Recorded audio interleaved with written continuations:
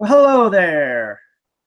My name is Dan Skip Allen, and once again, this is the Top 5 Weekly. This week, my panelists, Mark and Andrew, are going to be talking about female-led action film in honor of Wonder Woman coming out this week. So, Andrew, introduce yourself. Hello, everyone. I'm Andrew, back once again. I'm glad to talk about Wonder Woman. It's kind of another big summer blockbuster to start off June with, which is kind of great because I think May kind of dissipated after opening very well. So hopefully, continues a great trend going on for the rest of the summer. And Mr. Mark Tordai. Hey everyone, yeah, glad to be back. Thanks for having me, Dan. And I just saw Wonder Woman. I got out of the theater maybe 3 hours ago, somewhere in around there, and I thought it was absolutely fantastic. I hate the DC Extended Universe. Those movies are awful, and this is literally not only the best one, but I think it's going to. I cannot see them making than Wonder Woman, and I was completely taken aback. It is absolutely fantastic, and this is coming from me. Okay.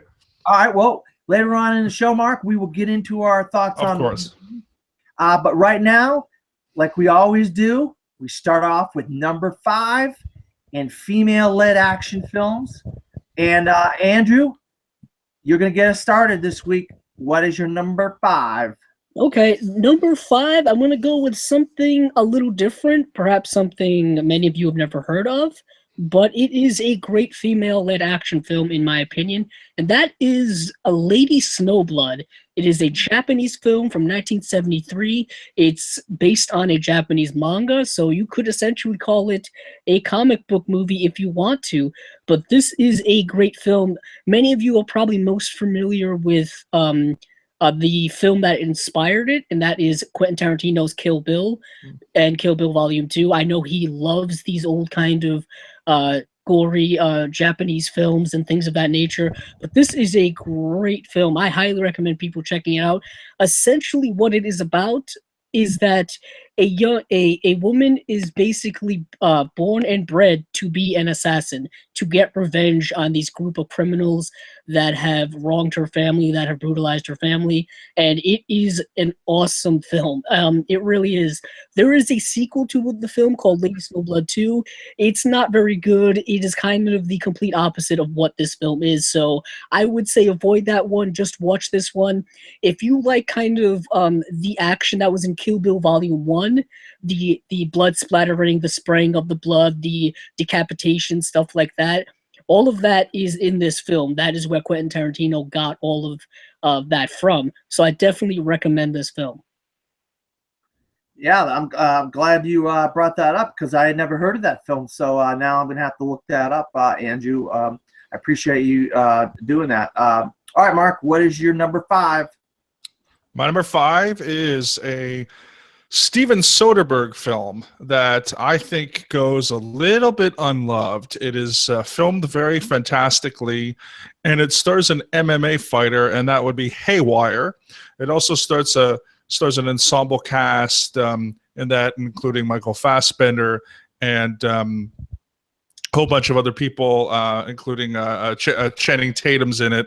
I think it's Antonio Banderas. Lots of great actors in this film.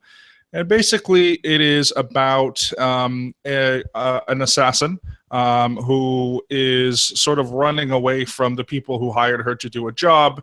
And it's told non-linearly, so it kind of starts where it's actually kind of 3/4 of the way through the storyline. Anyway, it's very, very, very good. And again, what I love about this is I hate shaky cam in action films. I think shaky cam needs to go away. I think it works only in some cases.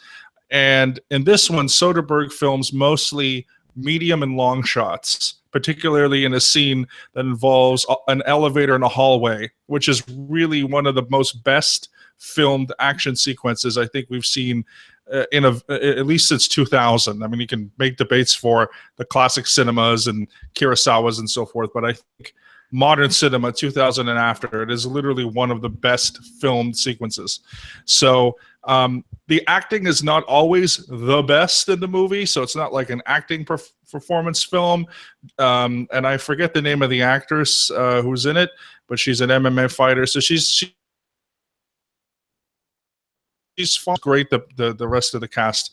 But again, specifically looking for the filmmaking aspect, as it is a Soderbergh movie, who is one of our greatest directors. And yeah, for me, it's number 5. And I also think, again, it's a little bit underrated. So if you haven't seen it or haven't heard of it, I just highly recommend it. Yeah, the actress is Gina Carano, and her character's name That's right, yeah. Her character's name is Mallory. And absolutely, you're right about Haywire, Mark. I don't know if you turned your mic off or not, but I just want to let you know. I think you might have your mic turned off. Yeah. Okay. So now it's my turn. I know that Angelina Jolie is one of these actresses that you either love or you hate. There's not a lot of in between with Angelina Jolie. But I'll tell you what, in her heyday, she was one of our best action stars, men or women. And she did a couple good movies. And one of those that I really, really like is called Salt. And she plays the character of Evelyn Salt. And she's an assassin. And in a little way, kind of like Gina Carano in Haywire, but she kind of gets embroiled into this thing where these guys are coming to get her. They didn't want her to be alive anymore. They kind of set her up, and she's got to fend off all these different guys. And this really, I mean, Angelina Jolie, we know her from her Oscar-winning performances in Girl Interrupted and some of these movies, but she really can do some great action in like films like Wanted and Lara Croft Tomb Raider and Mr. and Mrs. Smith. But I think the best performance of all of those is in Salt, and that group of films is in Salt. And I think she gives a great performance. And this is a really, really understated movie. A lot of people don't really talk about this film that much, but she is really great in this film. And it also stars, I got the name of all the people in here. It also stars Liev Schreiber, and it's directed by Philip Joyce. Philip Noyce. And it came out, it's got Chiwetel Ejiofor in there. And it came out in 2010. So if you haven't seen Salt, or if you have, that's my number 5 choice with Angelina Jolie. All right, Mark. Andrew, let's go back to you. What is your number 4? My number 4 is another foreign film, if you will, and that is La Femme Nikita, which is a great title. I love saying that title. It came out in 1990 and is directed by Luc Besson. Before Luc Besson did Leon the Professional or The Fifth Element, he did La Femme Nikita in a French film. And this film, similar to the film I just talked about, it's about a woman who becomes an assassin, if you will. She essentially commits a crime, and she's given the choice of prison or this training to become an assassin. It's something like that, and it's a really good movie. This film was also remade a few years later in 1993 called, I believe, The Point of No Return, with Bridget Fonda in the role. But I've only ever seen this film, so I can only comment on this film's quality. But it's a great film. A lot of the film is reserved or kind of stripped down, so there's not a lot of dialogue and things of that nature, but it's a great character film. And this was kind of I guess you could say Luc Besson's breakout film, because after this, of course, he would immediately do bigger and more films that would make him more well known. It's very interesting how throughout his career he's kind of had this penchant for the assassin action film, very much like like with Leon the Professional, with this film, with Colombiana, which is another film he did, he really liked the idea of the assassin. And this film is kind of the genesis of that idea in his career. So I highly recommend checking this one out too. It's available on DVD, Blu-ray. I believe it is in French, so of course I believe there will be subtitles, but don't be afraid of subtitles. Yeah, that you're right. That's a deep cut on your part, Andrew. That is a film that came out 20-something years ago. So you really went deep on that one as well. You're good at doing that. All right, Mark, what is your number 4? So I was a really big fan of the Hunger Game books, which I actually read after the movies. However, I still really enjoyed the films quite a bit, and I also enjoyed sort of a prelude film, which is a foreign film called Battle Royale, which is actually where the Hunger Games comes from. So both of those series I really, really enjoyed, and I know that people have issues, particularly in the last 2 films, Mockingjay Part 1, Mockingjay Part 2. I liked the first one. I didn't love the second one, but I'm going to just pick, again, specifically not just the Hunger Games, but to me, the best of the Hunger Games, which was the second film, Catching Fire. The lead female in that, of course, was Katniss Everdeen, who was played by Lawrence, and it is absolutely a female-led action film. There's tons of action in it, including, of course, the actual games themselves. And it's kind of a shame that the very last movie was not very good, because this was sort of the height of that series as far as the films are concerned. But I really, really loved the series. I really loved Jennifer Lawrence's performance. She was sort of the right amount of innocence, with sort of the right amount of sort of badass, with sort of the right amount of, skill, and like she was very, very intelligent, but also very tough, but also very, all these other kind of things that were going on with the Katniss character. And yeah, I really, really enjoy the series, but again, this is the best of the film, of all the films, which is Catching Fire. And for me, I particularly enjoyed the ending of the film, and she certainly did a hell of a lot of training for that role. I know she had to learn archery, and so forth. So just another really amazing sort of kick-ass female lead, whom in the end, in the preceding films, ended up doing something like very, very important to the story and to the world that she was living in. So it wasn't just that she was tough, but she actually kind of changes essentially the world in a sense, right? So it's quite a big thing that she goes through. So I really loved seeing her from the first film go, to the last one. And I think that she is quite incredible. So my pick again is Katniss Everdeen, played by Jennifer Lawrence, in the perfectly Catching Fire. Yeah, I'm going to talk about my 4 in a second, but I actually made a mistake. I was thinking about another movie that's on my honorable mentions, and I was like rattling off the story from that, and I forgot what I really wanted to say about Salt. She's not an assassin; she's a CIA agent, and she's being accused of being a Russian spy. So she has to go on the run. I don't know. It just completely slipped my mind because I had another movie in my mind for my honorable mention. So I just wanted to correct that mistake that I made. And actually, my number 4 is Mark's number 4. I had Catching Fire from the Hunger Games, Katniss Everdeen, Jennifer Lawrence. This is a billion-dollar franchise. This thing went nuts. It went crazy. I didn't like the first movie. I didn't like the last 2 movies. But the best one of the bunch is Catching Fire, and she's actually really good in that film.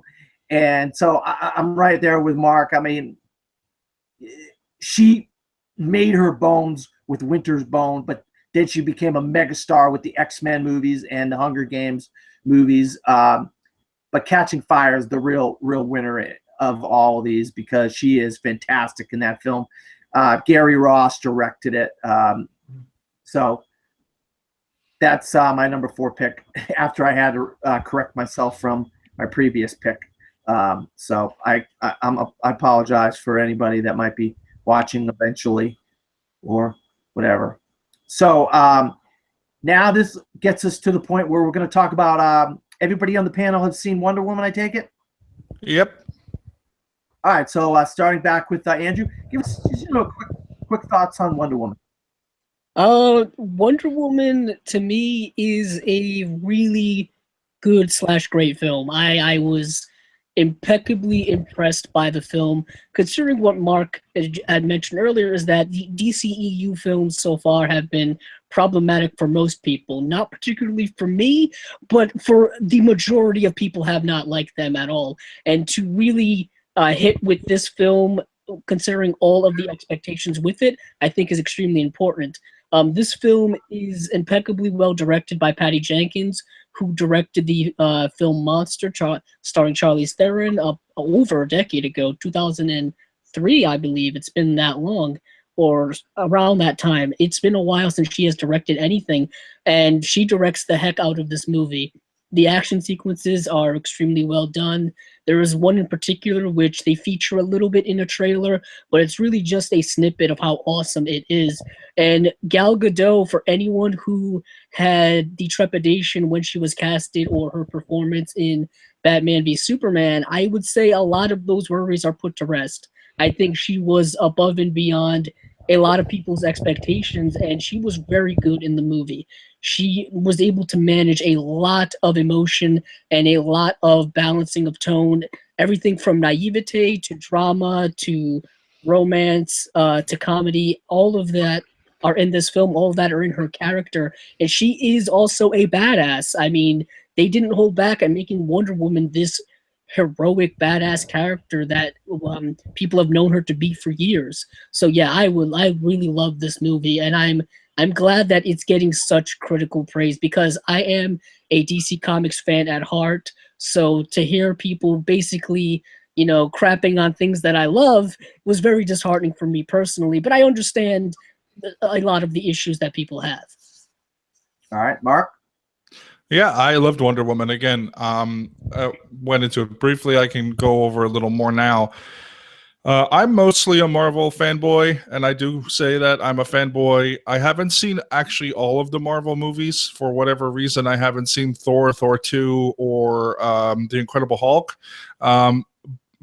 For various reasons, I just haven't, and I may or may not see Ragnarok because I'm not a Thor fan. However, so what I'm trying to say is I'm extremely biased on the Marvel side, plus the fact that I think that they have collectively made some of the greatest, not only superhero films ever made, comic book films ever made, but to me, Captain America Winter Soldier is literally one of the best thrillers ever made, and it's a Captain America movie, which is kind of hilarious. So for me personally, I did not like Man of Steel. I thought Man of Steel was just a hard to watch, like slugfest to get through. It was so boring and so overly used in CGI for me personally. Batman v Superman, meh, it's fine, whatever. I don't think it was as bad as people thought it was, but Gal Gadot was, to me, one of the best parts, and I also really like Ben Affleck, and his Batman is fantastic. I prefer him, Affleck's Ben Affleck, to Christian Bale's Ben Affleck, because I don't love those movies, the ones that Christian Bale did, except for Batman Begins. And then, of course, we had Suicide Squad, which was an absolute mess. It was garbage, except for Will Smith. And I didn't even like Margot Robbie that much. I did not like Jared Leto and the rest of the cast. What they did to Slipknot was like the stupidest thing I've ever seen in my life. And Adam Beach is a fantastic actor. So I was going into, I was like not expecting much, to be honest with you. I had lowered my expectations. I thought, 94% on Rotten Tomatoes, sure. The Dark Knight is like, what, 97%? And I don't like that movie. So and I was thinking, okay, whatever. So I was a hard sell. But I'm very, very happy. It is an incredibly good, it's excellent, and it's actually decent. It's not fake decent. It's not people who are sort of trying to make it better than what it is for the sake of doing that. And yeah, it's Gal Gadot, and I do not like the Fast and Furious movies. I thought she was terrible in those movies, and she's the best actor of all the actors in it. Fantastic actors in this movie. And Chris Pine, who I normally don't like because he's Captain Kirk in those fake Star Trek movies that aren't real and don't really exist. So for me, I don't like Chris Pine. And he was also riding a motorcycle in this movie, which took me out of the film a little bit, because in the last abomination of the Star Trek movies, he was doing a thing in a motorcycle that just made me so angry. Anyway, but it's a fantastic film, and I really enjoyed the World War I stuff. The World War I stuff was filmed beautifully. I love it. I love Wonder Woman, and that should literally tell you something, because I don't like the DC comics. I don't like most of the DC movies, but it was Wonder Woman. Like, I don't even know. I can't even explain it, film, and you just run to the theater this weekend and watch it.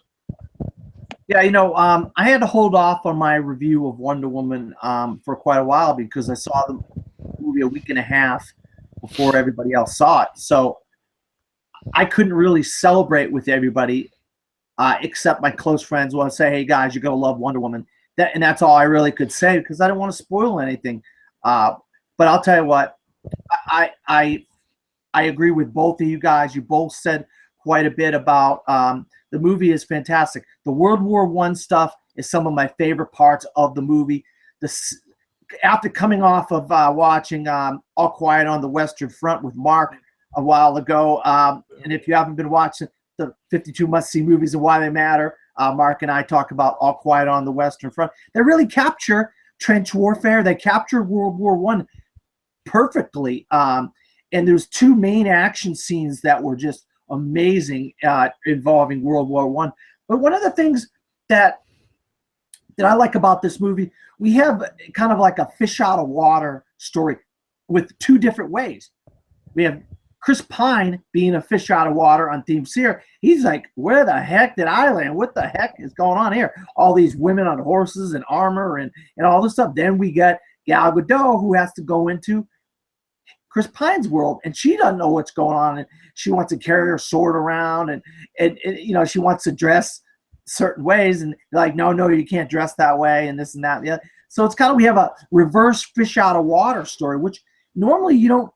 There's not a lot of great fish out of water stories, and they really captured that in the first half of this film, the fish out of water storyline, and of course, and then the second half it becomes just like the other two DCEU, or the other three DCEU movies, which is just a giant battle scene, with the big villains and so forth and whatnot. And you have some good character actors like Danny Houston and David Thewlis in here, and like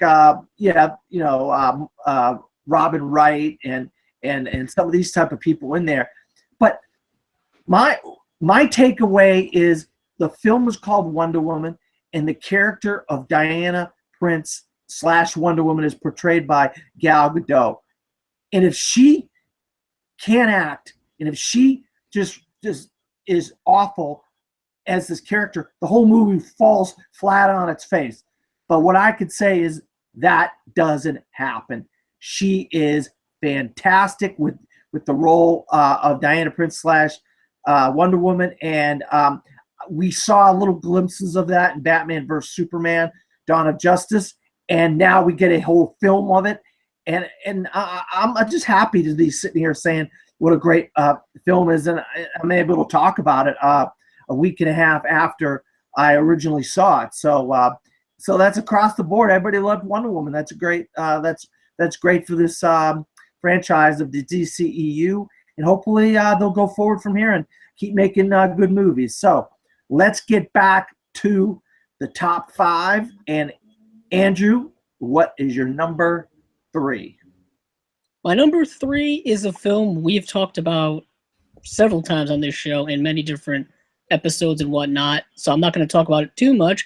But that is James Cameron's Aliens, starring, of course, Sigourney Weaver reprising her role from the original film Alien, directed by Ridley Scott. And this is James Cameron's follow-up film to his first film, Terminator. So it was a very interesting 1980s action fiesta from James Cameron.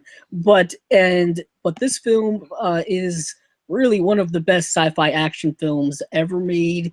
It is probably one of the best films in the franchise. It is some people's favorites, some people's second favorites. There's arguments back and forth which film is the best Alien film, Alien or Aliens. They're really so different. This film is the action film of the franchise, really. It is such a great, entertaining action film with a large cast of people like that you may know, Sigourney Weaver, the late Bill Paxton is in it, of course. I was looking for some others, but now I can't remember. But of course, the late great Bill Paxton is in it. Game over, man, game over. We're always gonna remember him for that line. But yeah, it's basically Sigourney Weaver fighting xenomorphs by the end of this movie, and it's awesome. Yeah, I agree with you, Andrew. Mark, what is your number 3?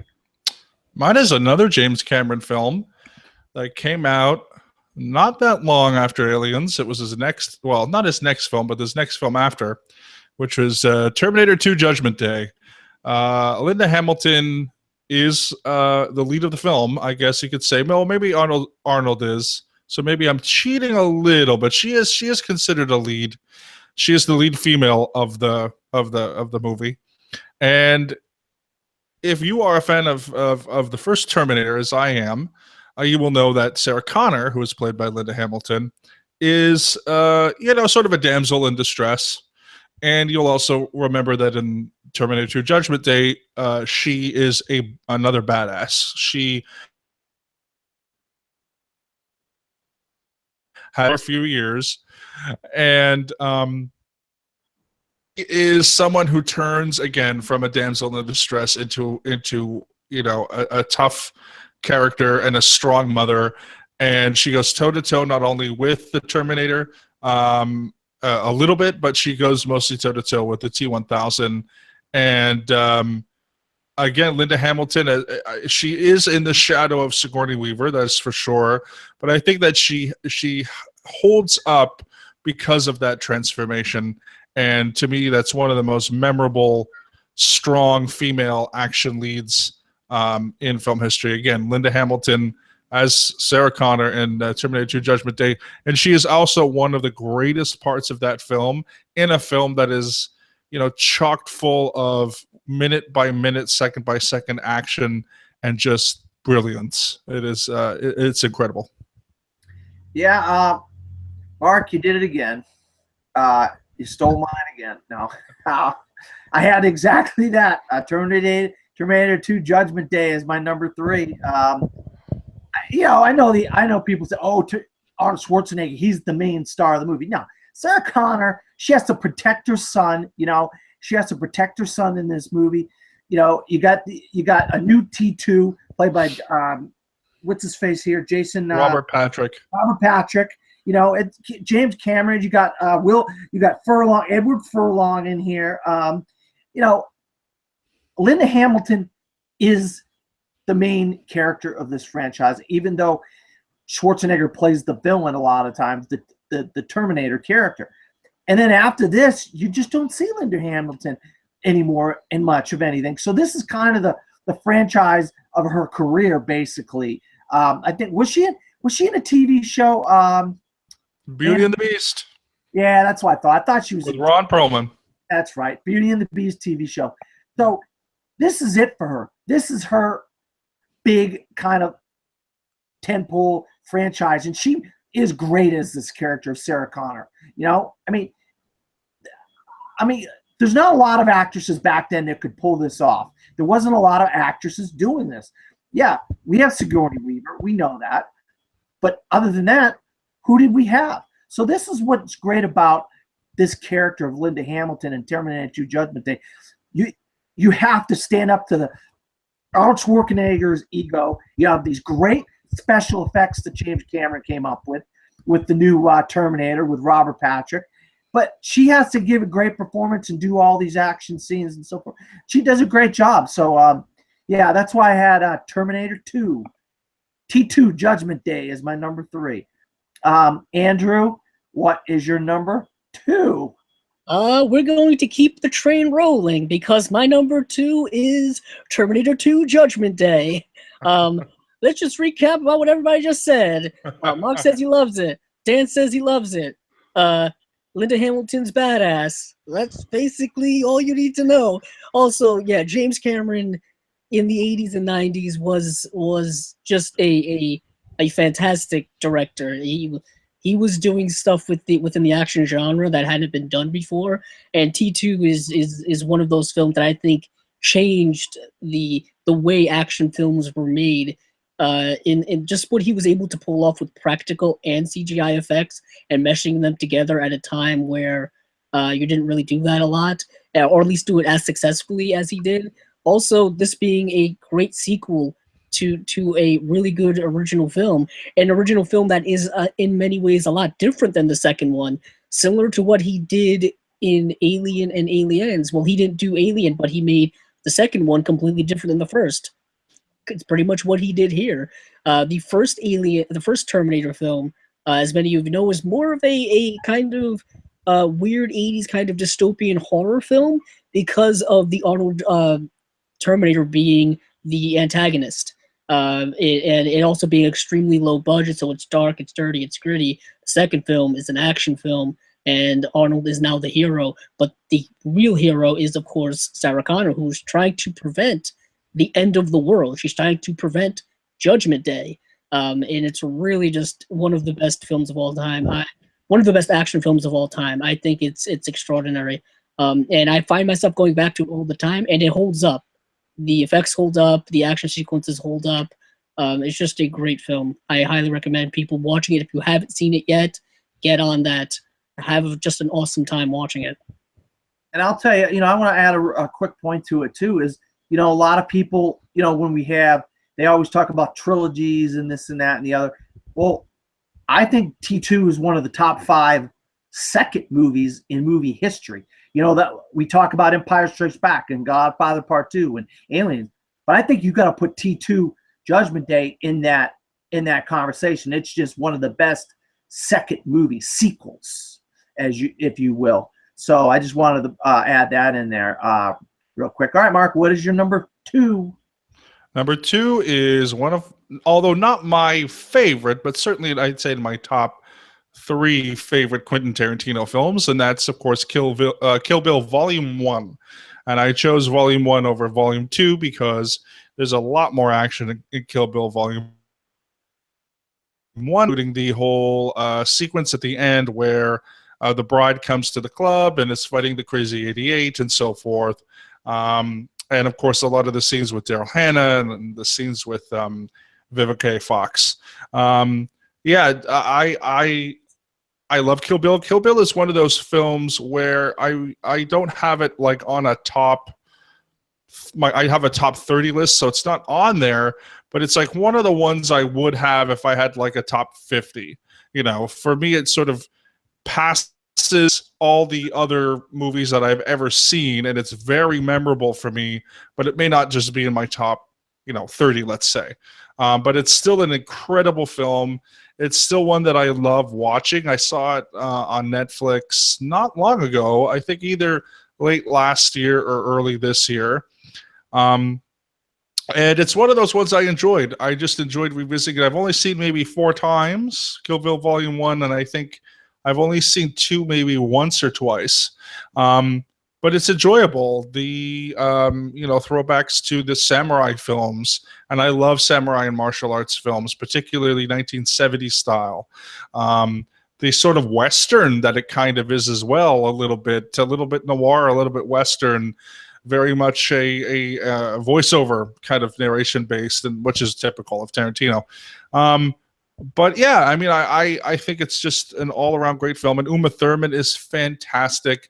She is incredibly strong, and vulnerable and frightening and just everything. And you really feel for her and what she goes through in those first 2 volumes. And again, even though I prefer number 1, 2 is just as great.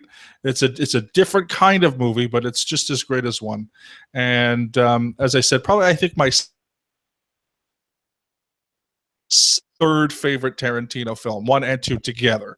So Django's my favorite, which is a whole other thing, but I love that movie. But yeah, that's for me. It's Kill Bill. Well, see, I'm kind of getting double teamed here on this episode of the Top 5 Weekly. First it was Mark, now it's Andrew. My number 2 is Aliens. Sigourney Weaver, Ellen Ripley. What can you say? You got Sean Bean, you got Bill Paxton, you got "Get off my ship, you bitch!"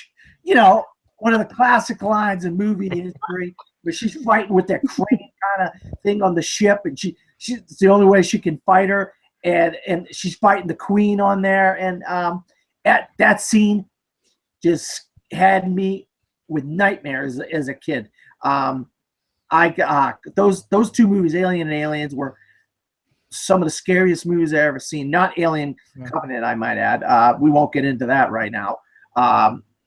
Greatest film ever made. Yeah. All right, Mark, you're never on this show again. Hey, Covenant was great. All right, get out of here. We're not going to talk about it. We're not talking about it. But no, Aliens, Ellen Ripley, she's the anchor to that franchise. Without her, there wouldn't have been an Aliens. If she wasn't so great in Alien, they wouldn't be in Aliens. And then, of course, you have a couple, not the greatest movies after that, but it's hard to do trilogies. Separate Covenant. Yeah, it's hard to do trilogies in Hollywood. There's very few great. Maybe you could probably say 5 or 6 great trilogies. So I understand if David Fincher couldn't finish it off with the third one. You know, he kind of got shoehorned in there. You know, he got pushed into the doing some things he didn't want to do. But the second one, Aliens, oh God, fantastic movie. Love it, love it, love it. Sigourney Weaver, you know, she was in Ghostbusters, she was in Alien, she was in Working Girl. That was when we started hearing a lot about Sigourney Weaver at that time in her career. So, and of course, we're going to get her in The Defender. So we'll see what she's able to do in that. And Avatar, she's in Avatar too. So we'll see. Sigourney Weaver, great actors. She seems to be able to transcend time, you know, because she's doing these roles as a younger actor. And as she gets older, she's still doing great work. And she does all kinds of different stuff. So, yeah, I had to have Aliens on there because, I mean, you can't have a top 5 female-led action film top 5 without Ellen Ripley on there. There's no way. All right, so with that being said, now it's time for Mr. Andrew to come up with his number 1, numero uno. I've talked about this film before on the show, probably more than once. It has been a number 1 on my list on more than once. And I don't know if I'm cheating with this.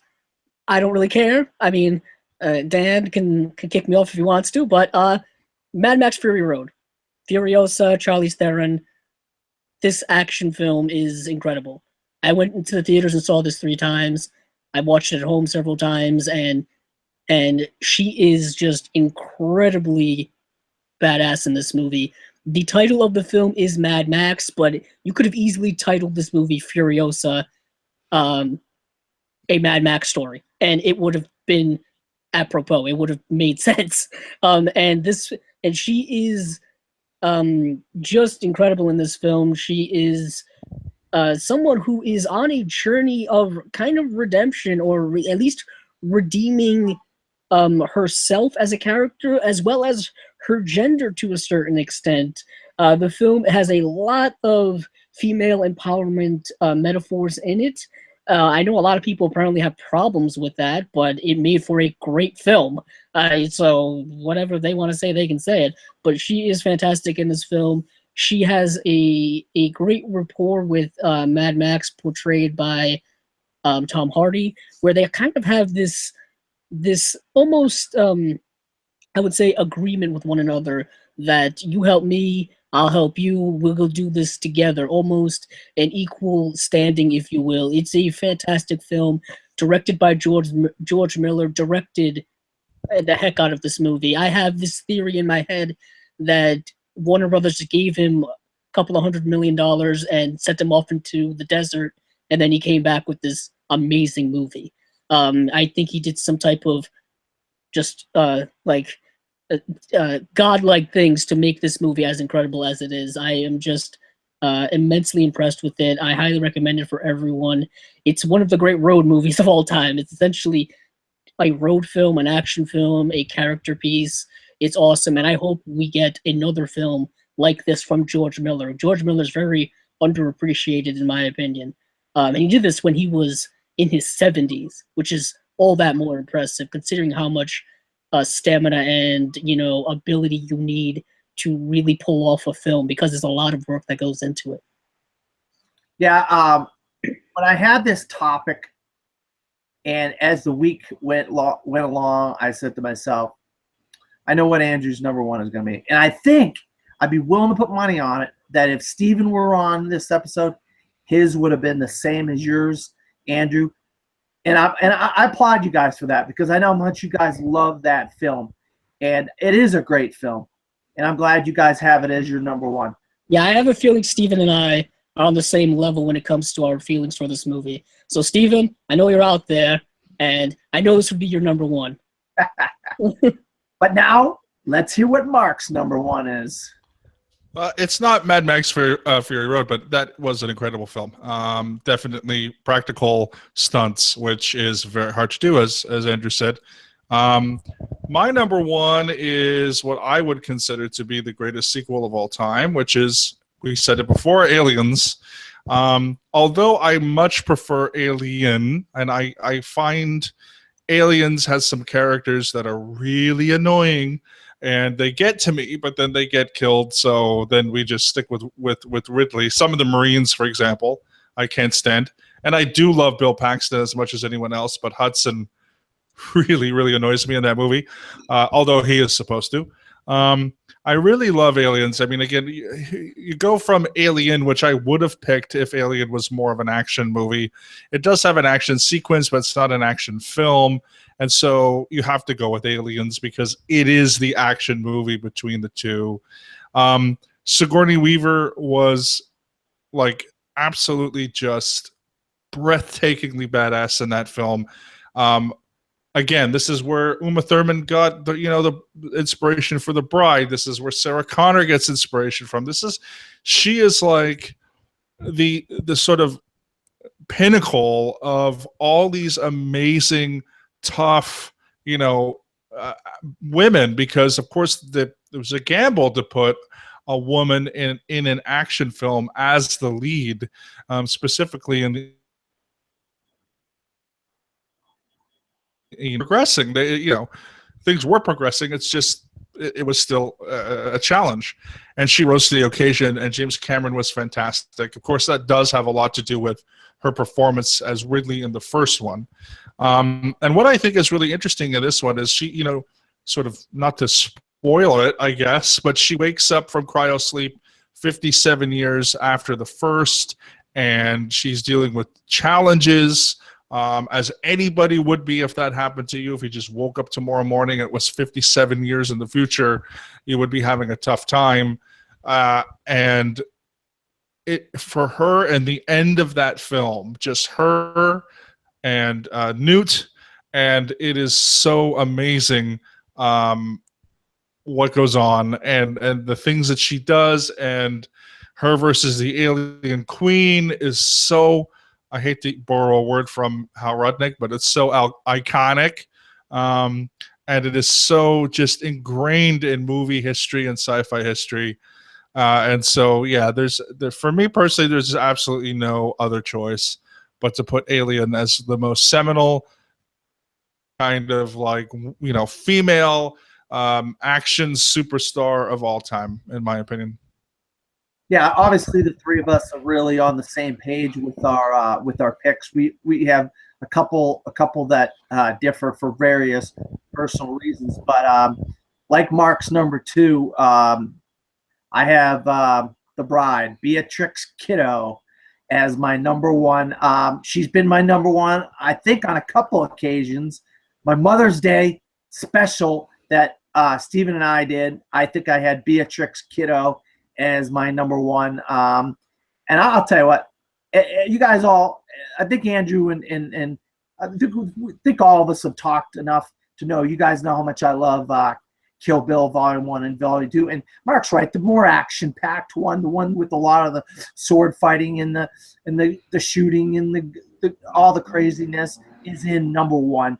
And more of the drama, the dramatic storytelling is number two. So, yeah, she's in her yellow jumpsuit, and she's riding her motorcycle, and she's got her Hattori Hanzo sword, and she's slicing and dicing and doing all this crazy stuff. And I mean, I can't imagine anybody else other than Uma Thurman in this role now. I mean, it's such, to use what Mark said, iconic. I mean, she's so iconic as this character. And I actually have Kill Bill Volume 1 and 2 as a tie for my number one Quentin Tarantino film. I can't separate the two. It's one film for me. Not only is it one film for me, they both came out in the same year. One came out in March and one came out in October, 6 months apart from each other or whatever, however long that is. So if they both come out in the same year and they're part one and part two of the same movie, basically, there might as well just be one movie. You might as well just call it one giant big movie, 1 3.5 hour movie or whatever. I think one was shorter than the other by about a half hour. Yeah, so Beatrix Kiddo, the bride, she, you can't do any wrong with any of our number ones because they're all great characters and our lists are great. I knew when we were doing female-led action films that we're going to have some great. We're going to be talking about some great characters, possibly some characters that we've already mentioned, some movies that we've already mentioned. But you can never get sick of talking about Kill Bill or Aliens or T2 or Mad Max Fury Road. You can't get sick of talking about great films. So as film fans, as the three of us are, we never get sick of talking about these films. You know what I mean? So, but there may be a few that did not make our list. And so let's get into our honorable mentions. Andrew, you got any of those? Yeah, I do. Number. Let me see. A couple of these here. Hannah, directed by Jill Wright, I think is an underrated movie. Haywire that Mark mentioned, I'm really glad he mentioned it because I think it's super underrated considering you have an actress who's never acted in anything before. And there's questions whether they changed her voice in post and all this kind of stuff. I think it's a really solid movie. I love the fight between her and Michael Fassbender. If you watch the behind the scenes of that, they had no stunt doubles. They were really like fighting, which is kind of incredible. Another film that I think a lot of people don't remember is G.I. Jane, which is another Ridley Scott film. And I'll leave the rest for you guys because there's quite a few.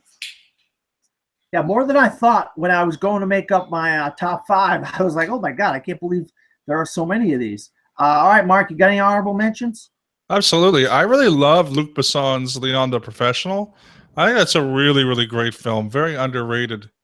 Natalie Portman's, sort of childhood role that brought her into the spotlight. But a couple of comedies that I really enjoyed was two with Sandra Bullock. One was Miss Congeniality, which is a female-led action film that was actually very successful. Never saw the sequel, heard it sucked, but I like William Shatner. He's in it. I like Candice Bergen. She's in it. And it's just kind of a fun movie to watch, for if you're bored one day. It's got the Heat, which was also with Sandra, female-driven. Maybe not the best film ever.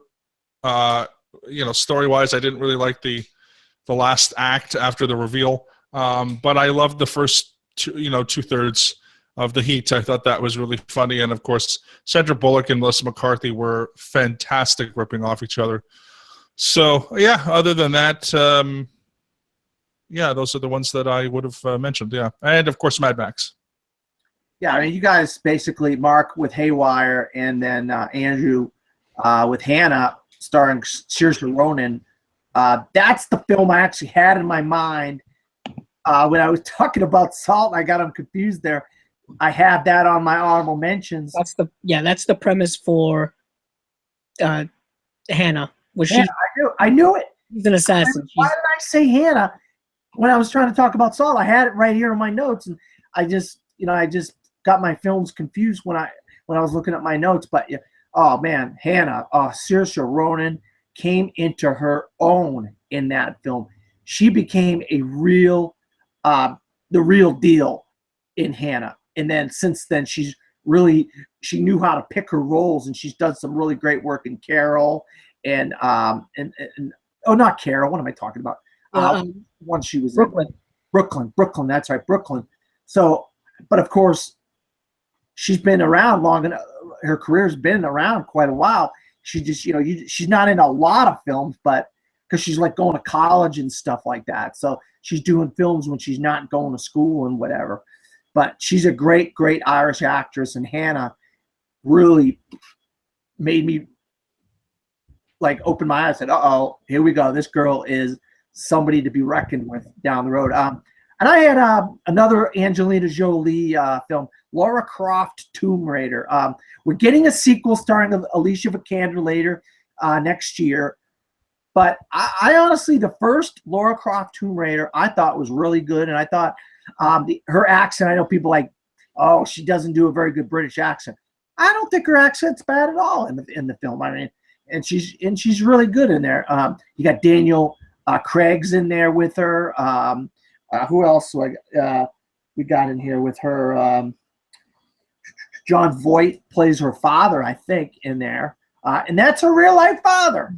How about that? Her real life father plays her father in Lara Croft Tomb Raider, and neither one of them are British. But whatever, you gotta have a sense of don't put your brain on the side over there. Yeah. But yeah, so I had Lara Croft Tomb Raider, Haywire, and Hannah. So, but all right, Andrew, where can you be found?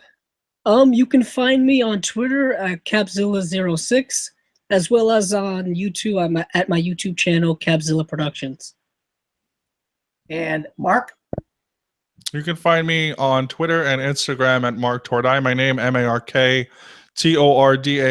and my YouTube channel, which is called Acceleration Productions, is on hiatus at the moment. We are going to get back to doing film reviews once my friend and I, Gordon, are actually living in the same town, because it was a 1-hour commute for us back and forth to watch movies. And so we're going to be doing a lot of new stuff as probably around August or after. So look out for that. We might have a new channel. So just look out for that stuff, and we're going to continue doing our stuff as well. And yes, also watch Andrew's videos. He's fantastic. Oh yeah, Andrew puts a lot of work into his stuff. You can find me at Dan Skip Allen on Facebook, Twitter, Instagram, and Pinterest, or at From the Fourth Row. I also do a podcast with my co-host Vinny Laspada called The Best Damn Movie Show, where this very show, the Top 5 Weekly, every week is on the YouTube channel of the very same name, The Best Damn Movie Show. And the other show that both these gentlemen and I share, it's a series. It's going to be 52 episodes, and we've released 8 episodes with 4 in the can right now, called The 52 Must-See Movies and Why They Matter. If you love classic movies and you want to hear film buffs like myself, Steven, Andrew, Mark, Billy, talk about these great classic movies based on this book right here, Robert Osborne and TMC's Essentials, then you should watch that show. And next week is the man, the myth, the legend, the greatest, one of the greatest of all time, Tom Cruise, in honor of The Mummy. So, for Andrew, Mark, and myself, good night.